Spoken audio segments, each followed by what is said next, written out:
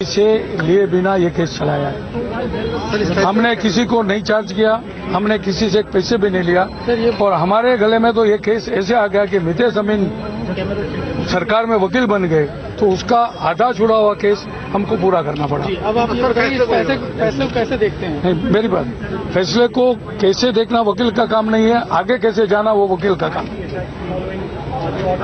ये केस में 35 लोगों को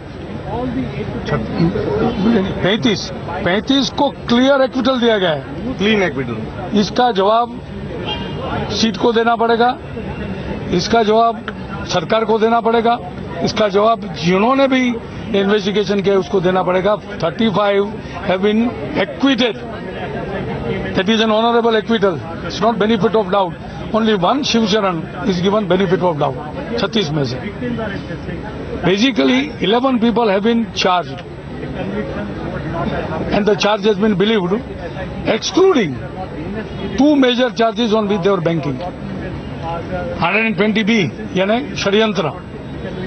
तो हमारा पहले से दलील ये रही थी कि षड्यंत्र करने का षड्यंत्र बनाया गया था और ये मैं शायद पूरा जजमेंट मैंने नहीं पढ़ा है, अदालत ने हमारी ये बात स्वीकारी है। There was a conspiracy to involve a conspiracy and that is why conspiracy की पूरी थियरी को अदालत ने निकाल दिया है। बिल्कुल अदालत ने आने से न्यायमूर्ति श्री ने सबसे पहली बात यह कही कि देयर इज नो कॉन्स्पिरेसी। उसका मतलब ये रहता है और सरकारी वकील को भी न्यायमूर्ति श्री ने बताया था कि you have to now address me on individual count of individual accused. अब ये नहीं कह पाएंगे मुझे कि सबने साथ में मिलकर किया है, आप ये बताओ मुझे कि उन्होंने क्या किया है। So the very basis of the prosecution is collapsed.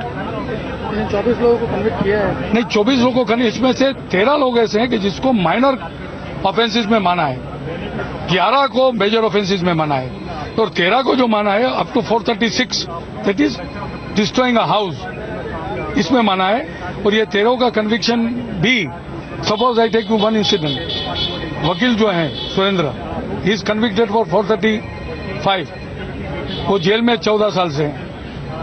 आप समझ सकते कि सोमवार को क्या होने वाला है। तो ऐसे 2 एक्यूज है जिसको only 435 is there, that is maximum punishable by 7 years.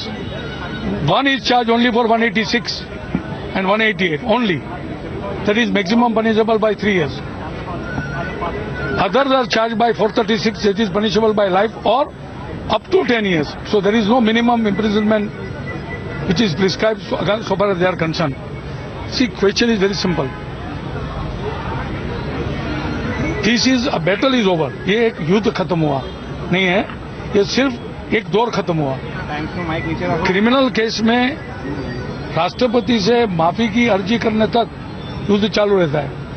इसमें तो सबसे पहले बैटल खत्म हुआ एक, और दूसरी we will go to the high court so far as the 11 major convicts are concern and other certain people whatever they may be convicted they stand chance to be release on bail if they are convicted for up to 3 years करते हैं तो उसको bell भी मिल सकता है। तो ये न जीत है न हार है, हमारे लिए एक कदम और है।